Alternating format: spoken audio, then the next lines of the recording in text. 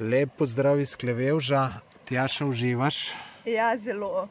Ful je super se tukaj namakati v tej vodi, ki ima 25 stopinj. Tako je, tole je naravni izvir v Klevevžu. Voda ima tam nekje okoli 25 stopinj polet, po zim kakšno stopinjo manj. Se pa tukaj ljudje kopajo tudi, ko je zima, ko je tukaj sneg okoli, ker voda ima okoli 23 stopinj. Sicer majčkeno moraš biti pogumen, ampak je super. Drugače pa tole popolnoma brezplačno, kopanje brezplačen parkirplac.